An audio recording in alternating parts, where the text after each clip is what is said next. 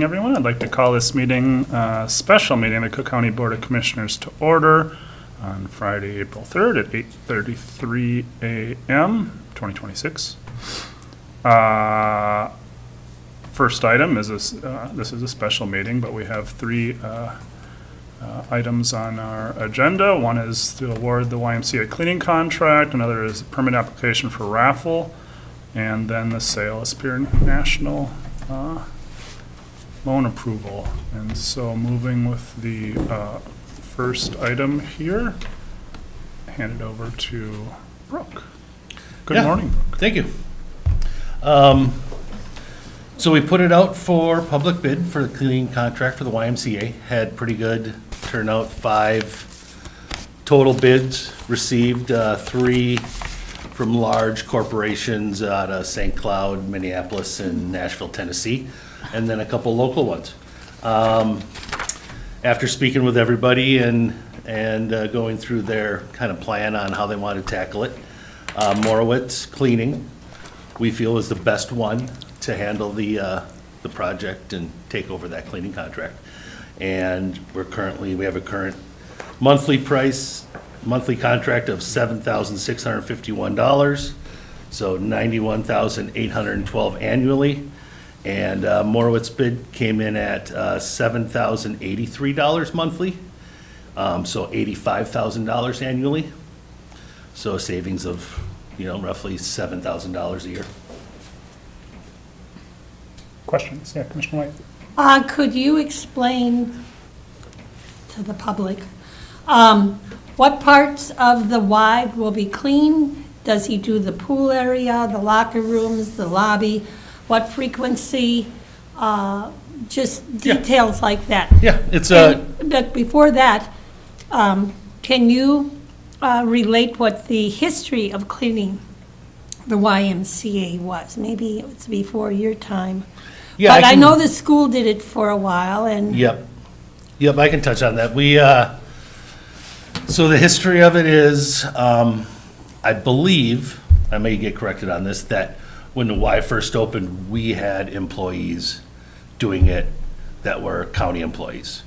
They had difficult time keeping employees, and then they went to the school, which worked out really well, and the school did it for a number of years. And then the school was having issues with, employee retention and finding new recruits. So then it was done in-house again for a while they were looking for a contractor to do it. And then it was awarded, I believe, 3 years ago to the current cleaner. And time to put it back out for bid, and here we are. what areas will be cleaned? So they don't do anything in the pool or the mechanical rooms. They do, the largest portion, of course, is the locker rooms, and then hallways, common areas, and then also the 2 daycare rooms that are in there. They also do the gym floor with just a dust mop. We're looking into scrubbing it, but and then in the cardio room, the weight room, and the upstairs room, they clean that as well, but they do not clean the machines themselves. Okay, thanks. Commissioner Gamble first. Go ahead if you want to say something. All right. Thank you, Mr. Chair.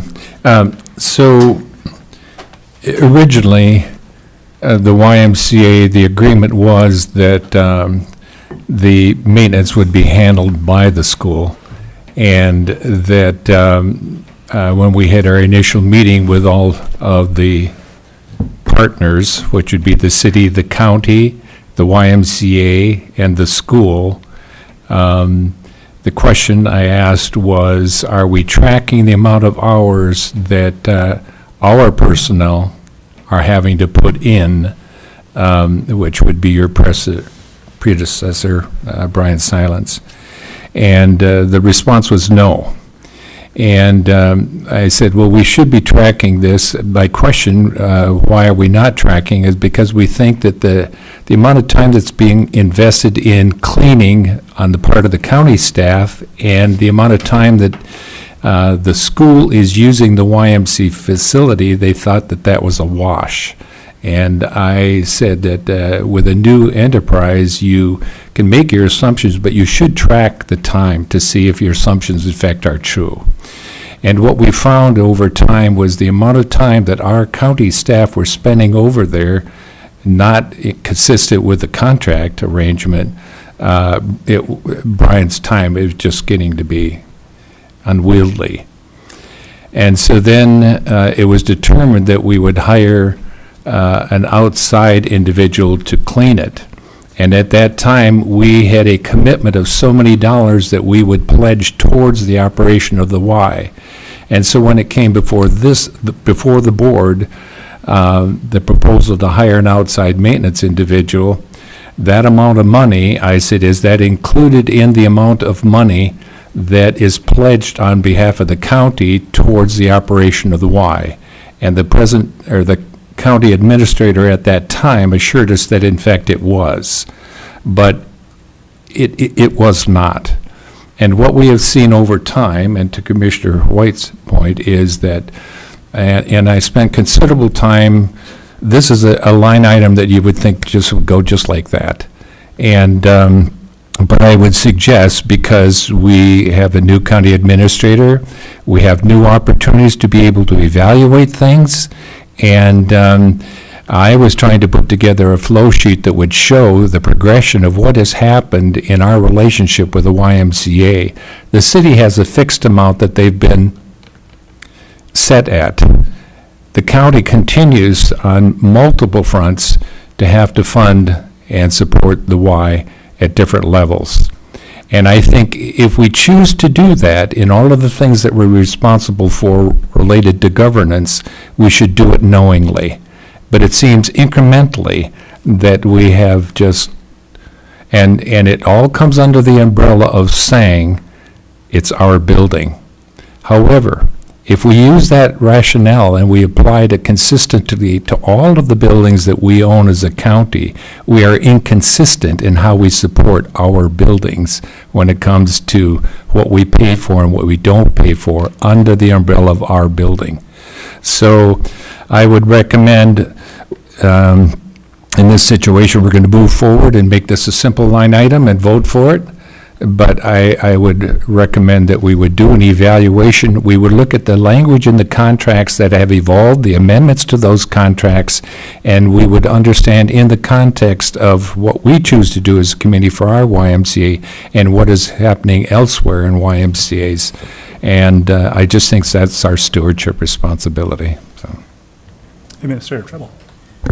Thank you. To respond to that, Commissioner Gamble, we had a YMCA advisory meeting earlier this week, and one of the things that we discussed was looking at and discussing the county contract and the city contract in the future. So I do think that this is something that we will be looking at, and I do have the contract pulled up, and I don't see anything in our current contract that outlines specific hours that the county has stated that they will provide for these services.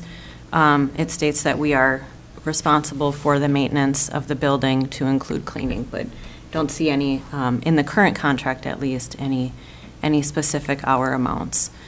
So just wanted to respond.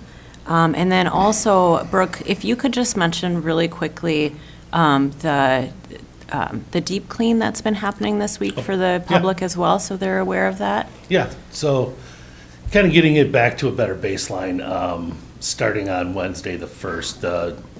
The prior contract expired on the 31st for the previous cleaner. So starting on the 1st, Caleb's been kind of leading our team going down there and doing a deep clean and getting all the equipment back up and running and doing some training with the new cleaners just for expectations and making sure we're getting back to a good position. And I've actually been getting really good feedback already in the first 2 days of this, so it's going well. Mr. Mike? Great, we're going to review the contract. In my first year, which was quite a while ago now, Stacy, Commissioner, she was Commissioner Hawkins then, she and I were assigned as, and then two people from the county, that we would do a review of the YMCA contract. And we've never met yet, so I really hope this goes forward. And for a history with the YMCA, having been around a long time and part of these different things, as community member, working in the school, on the school board, I know that our handshake deals for all parties in this county that we did with the YMCA were for naught. Were for naught. There were promises made and not kept by that organization that we all have been paying for going forward. But I'm glad to hear we're going to review that contract, and I do believe that the school needs to, I don't know if they need to be part of it or not, but you need to learn what they have been through. The promises that for one, the weight room would always be available for the students. It would be a shared thing. Well, the school has now built their own again because that was a promise not kept. And there were others too. So before that process gets started, which I hope is really soon, that some of the people that were around in the beginning days from the different entities can all chime in and fill in the backstory. So you go forward that way. Mr. Gamble? Yeah, thank you, Mr. Chair. I appreciate the discussion, and I would agree. It's a discussion on many levels that we have the opportunity to take a look at. I think foundationally what we want to do is we want to evaluate the benefit. This isn't intended to take away from certainly what the YMCA represents and what it provides. I'm just saying as an entity worldwide. And so anything that we do should be with the idea of being good stewards of what we've been entrusted with. I mean, you can say those words, but there's tangible evidence of how that works. And going back at the inception of what was promised, and there are many things that have been promised in this community to taxpayers who largely fund these enterprises. And when we don't follow up with integrity on what we promised and the evidence shows otherwise, that's why we're not trusted. And we have to work together with their participation to understand where our values lie and where we can invest dollars and what responsibility should be. It's not the mechanical aspect alone that we're looking at with regard to this obligation if you look at the contract. And I think the latest amendments to that were in 2021.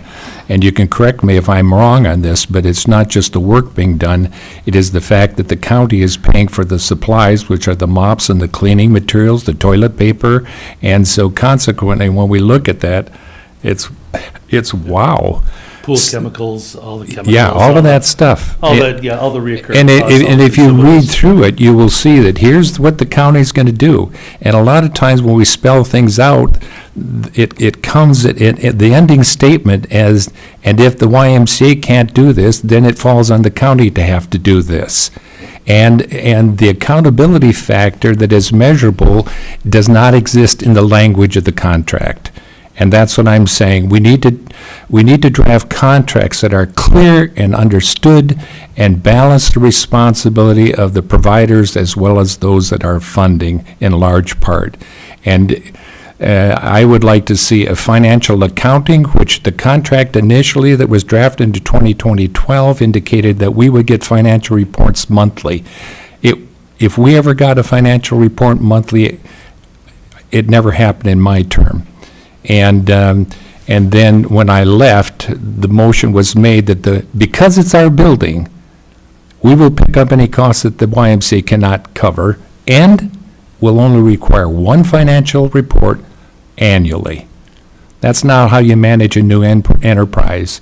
Your stewardship says, let's look at this, let's partnership and work together for demonstrating best practices and build the integrity that makes everybody happy with how we're handling the stewardship of this. And that's why I think our discussion needs to be with a focus of trying to get it right, but also being responsible and not incrementally seeing how this has grown over time and fallen on the backs of taxpayers.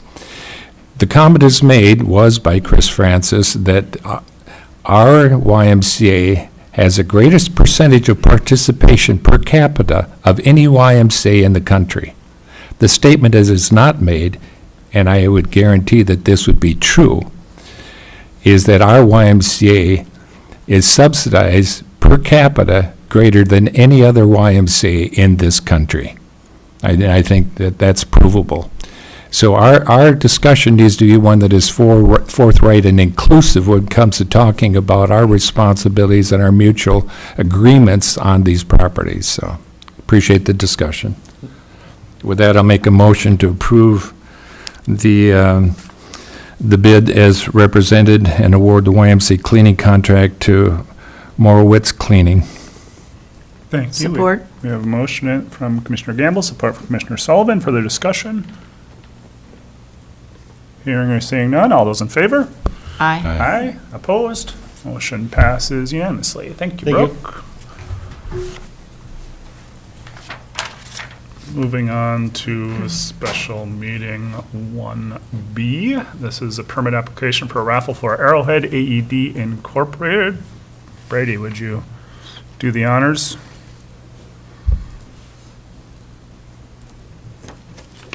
Thank you, Mr. Chair. So this is a raffle for the proceeds to go for the Arrowhead AED. The raffle occurs on Saturday, April 11th, 2026, at Up Yonder. And the reason it's here today is that the next meeting would be after the raffle. So that's why we asked to schedule it early. They didn't think of it in time.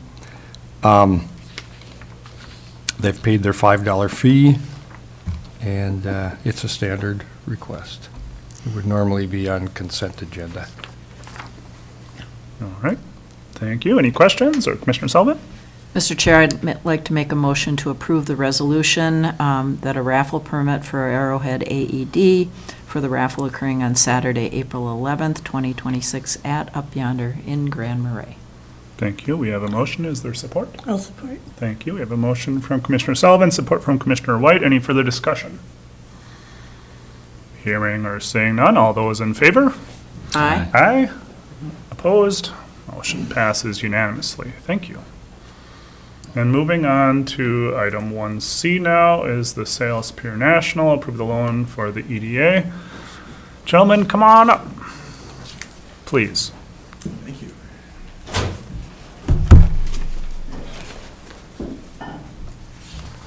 All right. Kristen, would you kick us off? Absolutely, thank you. All right, so we have our representatives here from the EDA, Peter and Mark, and we have an item before us regarding a $200,000 loan request from the EDA.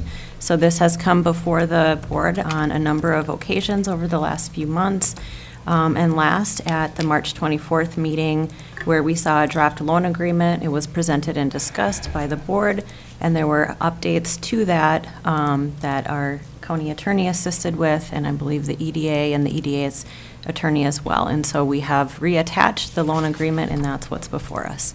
So I'll turn it over to the EDA. Great, thank you. Yes, and special thanks to Gene Peterson for reviewing and making amendments based on commissioner feedback. So yes, we've been before this body a few times. I think the most impactful was that 24th of February meeting in which we provided options for the board to consider, and the one that was landed on was to go ahead with that $200,000 loan that'll see us through the closing of Superior National. There was concerns regarding the mechanics lien on Gunflint View, which is the loan, of course, that we're relying on for repayment, and we believe that the verbiage in here, especially as it relates to payment terms in Section 3, addresses that. Thank you. Any comment from Attorney Peterson? I would just say that after our last meeting, I did exchange some emails with Peter Clissold, and so I believe what's reflected here is indicative of what the board had asked, as far as being really clear that no repayment or forgiveness of indebtedness will occur by reason of future levy dollars or future tax monies. Thank you. Questions from Commissioner Gamble? Thank you, Mr. Chair, and thank you, Jeannie, for working on that. Appreciate it. And Peter and whomever else was involved in doing that. A couple of questions that I have. At our last meeting, it was indicated that right now the amount of funds needed to continue operations through the sale was $155,000 roughly. That I think was said. So just so that we're clear, one of the questions coming out of our initial discussion and your request was what the funds are going to be used for. Traditionally, the EDA has requested monies in the shoulder season because operations from Superior National Golf Course has not been able to get us through that shoulder season. So we would give you the money, you'd pay the money back when things were up and running and the grass was green. And so just to be clear that this request came in with a statement that said this will get us through the sale in May, and this will help us to bring to compliance the property relative to the irrigation and the septic. And I think, just for understanding, and certainly for the public's understanding, is that $200,000 that is being requested, if in my questions that were posed in one of our previous discussions on this was knowing where that money will be applied, it would appear that the amount of money that was projected at 150% of anticipated costs for those two things to bring it up compliant, that is what brought us to that $200,000 request. Is it true that in reality what we're looking at is we're looking at the amount of money to get us to the sale, which is an operational contribution and not necessarily the contribution to those two things which might be funded through escrow monies? That's a question I have. Sure. It in fact is both. We've got two buckets that we're solving for. One is the operation of the golf course between now and the closing, and at the closing itself, the impact of irrigation and septic, for which, unless they are fixed before our closing, because the closing date isn't set yet, would be required to be held in escrow at 150%. And so if, in fact, what we're saying is in order to operate through that closing date, as projected at that point, we needed $155,000 for operations. Is that correct or not correct? No, that was for both. So right now, Okay. with a week All right. extra time looking at it, we're looking at $70,000 for operations and $120,000 for closing. Okay, thank you for They're that. both moving on it. Because when I'd asked that question originally and you came back, I wasn't clear on, you were telling me this is what we need for operations, because that would leave very little for, bringing things up to speed. So thank you for clarifying that. So it's a combination of the things that you brought to us initially, saying we need some money to get to closing and we need the money to bring it up to compliance. The other question that I would put to you respectfully is that at the time that you initially came to us, were you aware of the mechanics lien? No. In Okay. fact, the county made us aware of the mechanics lien. Yeah. Kristen, Jean, and Brady reached out to us, I think on or about the 25th or thereabouts of February, at which point we engaged with Gunflint View to get more information that we shared with the county in real time. Yeah, I appreciate that. And in talking to all parties that have any involvement with the Gunflint View and the EDA and our legal staff on this, that it was something that was found through the legal department, and then that's when we became aware of it. It does speak moving forward, just generically, that in contracts that are written, that as a person that has lent money, that if the entity that owes that money has something that, a lien that gets placed or something else that jeopardizes the feasibility of likelihood that you will get your loan paid back, that there should be language in a document that says that if, should this happen, you need to notify, the lender, so that the lender is aware of that. It would just be good.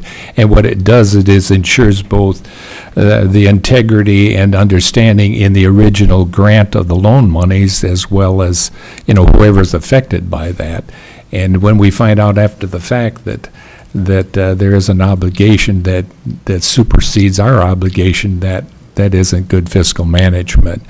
But it's a learning opportunity, certainly, in that regard. The other thing I would just say is that because in asking questions about this mechanics lien, the nature of this mechanics lien is not as egregious as it would be if it were the fact that the money wasn't there.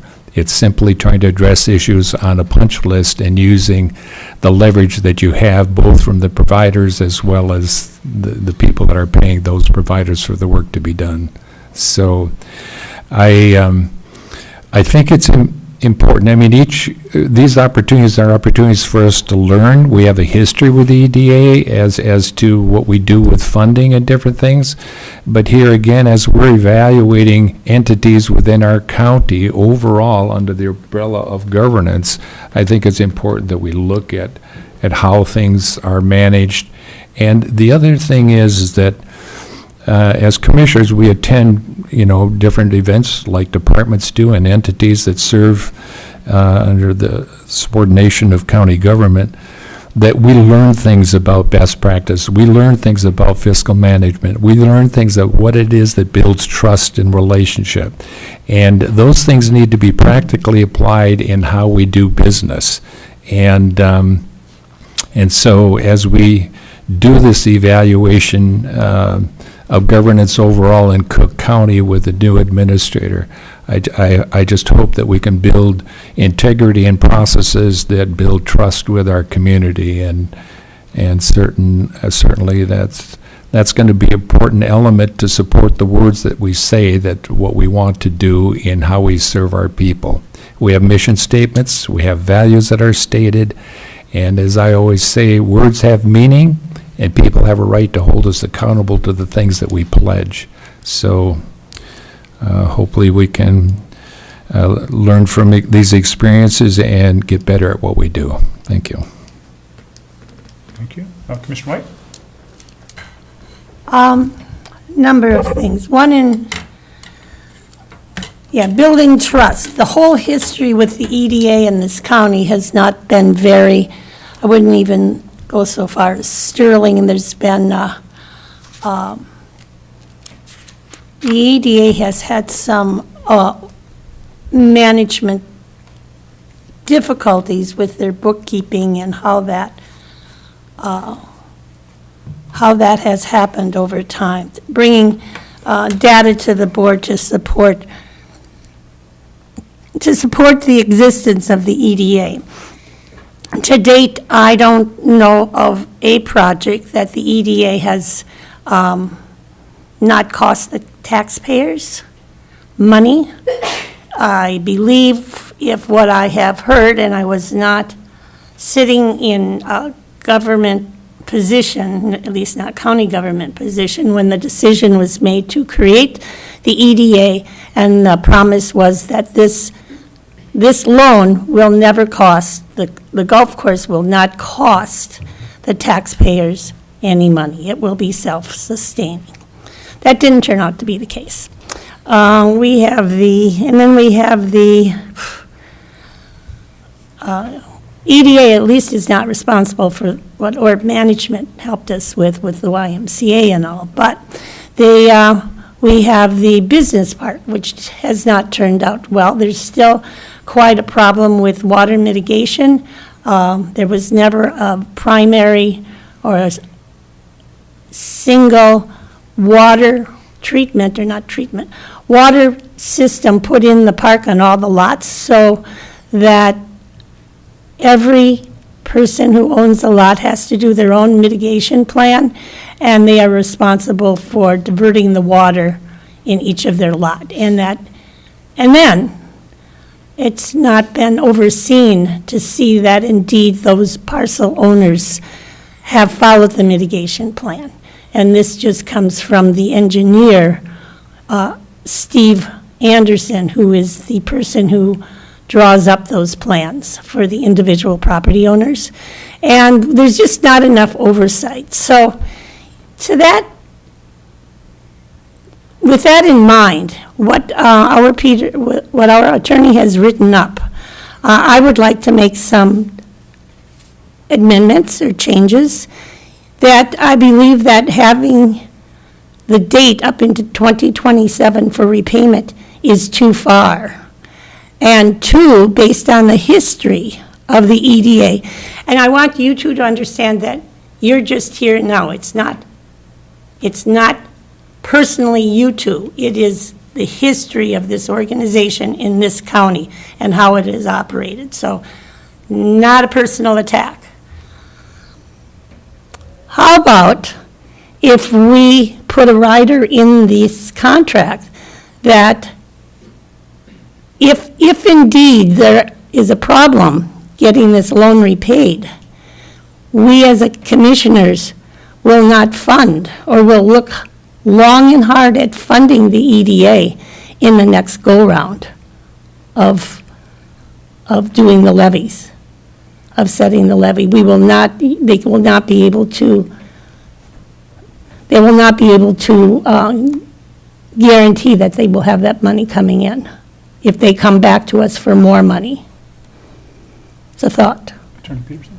I want to make 3 points. The first is that just because the interest of transparency has come up and when the timing of the lien, I would just add to that discussion that there was no indication that the lien was known by the EDA in any of the conversations that I had. The second point I forgot, so I'm going to move on to the third point, which is that while we could amend the proposed loan document, the board is free to set the EDA dollars at any amount at any point going forward. So the risk in tying it to these funds is that if the funding were to change in the future, is it as a result of this? So say the payment were made entirely, but the budget changes, and therefore the funds there's less funding available for the EDA in the future. I don't know that the board wants to tie its hands by saying that this is tied to that when you don't have to. Just something for consideration. Commissioner Gamble? Thank you, Mr. Chair. I would say that the 2027 date is, as we probably all understand, is set because that is the time period in which that the Gunflint view that the funding that they are saying is the collateral for this is going to come back to them. When I looked at the original agreement, I wanted to be sure that there was language which our attorney had put in there that said, should Gunflint View settle this and pay it off early, that money then will be, that loan that we've made will be paid off at that time. And that assurance was to assure that those monies wouldn't be used for other things other than what was represented in the request to us. So I'm personally comfortable with the language based upon their ability to get the collateral that's being pledged, which is the 2027 date, September, I believe. However, if they do get it earlier, they are required by the agreement to pay it off so that that money goes where they say it's going to be designated. I think the broader issue of evaluation, and this is a very, very fair and respectful, and I would just say to you, if you feel like you're being crucified today, you're not the only one on Good Friday. But the point is that the accountability, when we do things and we say things, it needs to be measured. And we celebrate outcomes that are what we say and we do. And when we don't, we've got to learn from that, and then we have to, as your suggestion is, Commissioner White, rein it in a little bit to make sure that we do get the fiscal accountability that we need, that we have accurate, forthright information that we can act on, informed correctly. And a lot of that has not happened. Timelines and requests and things have been represented not to give commissioners opportunity to really do the work that they need to do to be good stewards of the allocation of taxpayer dollars. As I've said from the beginning of this request, I'm in full support of selling the golf course. I do not believe in the idiom that says the end justifies the means for most of the things in life. In this situation, I'm saying if this will do what we should have done a long time ago, then I will support this motion. But as I've said before, I'm in conflict with the principles that should be applied in how we do business in this county and with trying to get this done. So respectfully, if we can get this done and support this motion with the understanding that, like the discussion this morning has indicated, we need to step back and reevaluate how we do things and how we measure the effectiveness of the decisions we make. And if we do that, then it's another opportunity for us to demonstrate to the community that we take seriously the responsibility that is entrusted to us as being responsible for taxpayer dollars. Many times there are things that come before us that through the initiative and resourcefulness of our departments and entities, they have garnered the dollars that do not require tax payment. And it's a lot easier to make decisions in those situations where we can increase the quality of the services that we provide to our community through dollars that come from elsewhere. If you look at, stepping back to the YMCA, if you look at Bemidji that is planning on breaking ground this spring for a YMCA, Bemidji, Minnesota, and they hope to have it completed in 2027, that in their question and answer to the community, the YMCA is building a facility that they will own and be responsible for, and then a separate line item says, in no instance will any taxpayer dollar be used to support this. It'll be supported through its operation. That doesn't mean we have to follow suit, but it does show that there is that concern that exists on the part of people as to how are you going to spend my money. And we hear time and time again about government needs to learn to do more with less. And we don't seem to understand how that's practically applied because we keep doing more with more of taxpayer money. And the tax and spend model is a model that will not, you can't sustain it.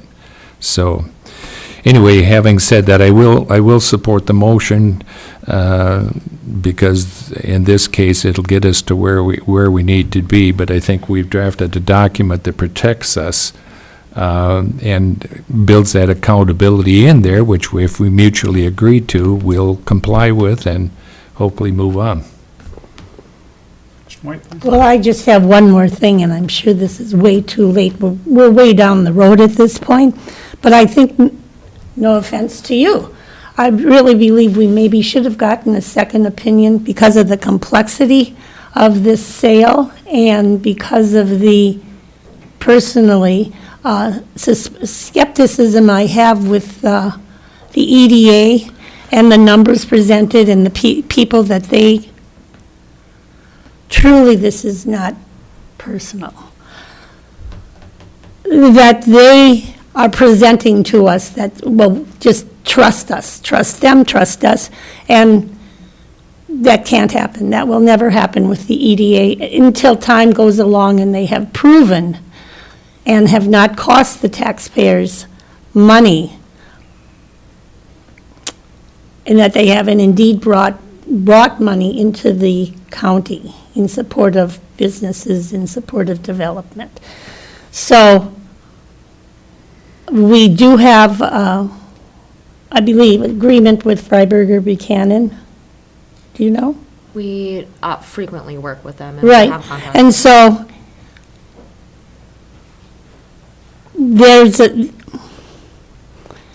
it would have been, and it's too late now, but it would have been good if we would have had another second opinion, because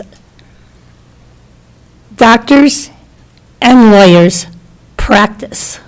They practice law, and there's not one straight answer. It's sort of like accounting and numbers. You can interpret things and you can get it set, but there are things behind. It's the investigative thing, and I'm not discounting the success of our own lawyer, but going forward, you're absolutely right, as a board, need to be not just, we can't we can't say things and then forget about it and not follow through. Like, oh yeah, I'll do that, and then we just don't do that. And it seems like we have to be responsible. It's like with the YMCA. How many times have the boards, people sitting up at this situation, asked the YMCA for numbers and they haven't gotten them? They just blow us off. So we have to change that. So, and I believe we need to get rid of this golf course also. Even if we are really, we have to end the pain for the taxpayers. And even though we know that even though I feel that we could have been getting a better deal, we just have to get this done. Thank you. All right, well, Can I just briefly respond? Sure. I just want to make it clear that I was not representing the EDA in any of the sale Oh, or I the didn't. seller, so I haven't reviewed or vetted, not involved in that process. So No, it wouldn't be a second opinion, it would be a First opinion, okay. So, Commissioner Gamble? Thank you, Mr. Chair. I appreciate your forbearance here. Infinite. Yeah. Yeah, and to respond, and I think that's important that our attorney has pointed that out. Yeah. Because without clarity, it's easy for people to make assumptions based upon very little information, so it's important. I would agree with your comments, Commissioner White. I think the problem is that and I'll just say this, a generic statement, but oftentimes organizations learn coming before the board. If we come at the last minute, we don't give them the opportunity to dig into it and to understand things. That's a problem. And the only way you can stop that is refuse to give them what they want at the point that they come, because they aren't following the process that builds integrity in how we respond and allocate taxpayer dollars. And so, unfortunately, we're running up against timelines in this regard too, and so we need to be fiscally responsible and also mindful of, can we get the ultimate end that we're looking for, which is to divest ourselves of the responsibility of this golf course and give it to somebody that has proven that they know what they're doing, and hopefully they can do it here. So, I appreciate the conversation. I hope we're learning from it, and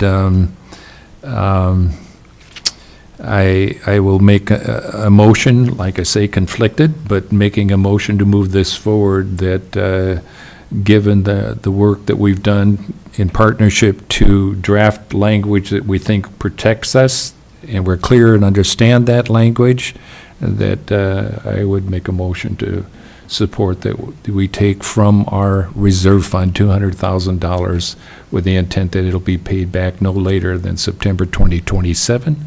And if those funds become available earlier, as defined in the contract, it will be paid off at that time.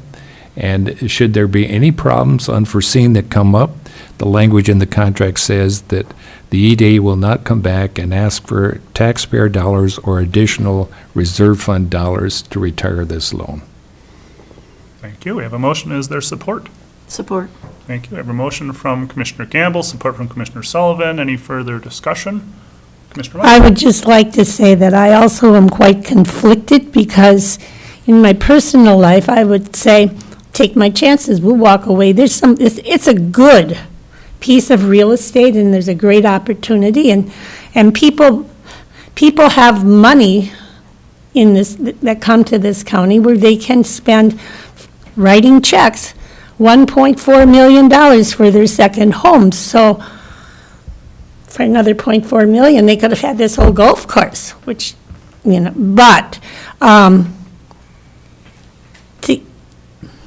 it has become an albatross, and we need to get rid of this one. But going forward, we need to be far more invested, time-wise, eyes on what's going on with the budgets of the EDA and the HRA and the YMCA, and because they ultimately come to the deep pockets.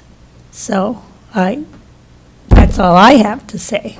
Okay, thank you. Commissioner Gamble? Yeah, thank you, Mr. Chair. A question, I don't, at least I'm not aware, but did we hear back from the Nelson family? No, the 90-day right of first refusal period is still open. We have not heard back from them yet. Okay. So at whatever point in time we hear back on that, we'll be appraised of that then, I'm assuming. So, okay, thank you. Thank you. Any other discussion? Else I'll call the vote. All those in favor? Aye. Aye. Those opposed? Motion passes unanimously. Thank you very much. Thank you. Gentlemen. And that brings us to our second item, which is adjournment. We are adjourned. Thank you. Thank you. Well, I didn't make any friends, but I don't care. Which is why, Were you just going to throw them on there so that we So, could, you know, no, get it done? Little quick I whatever, talked to but Delia, I it mean, just, you know. not about this at all, because she doesn't want to hear about it. She's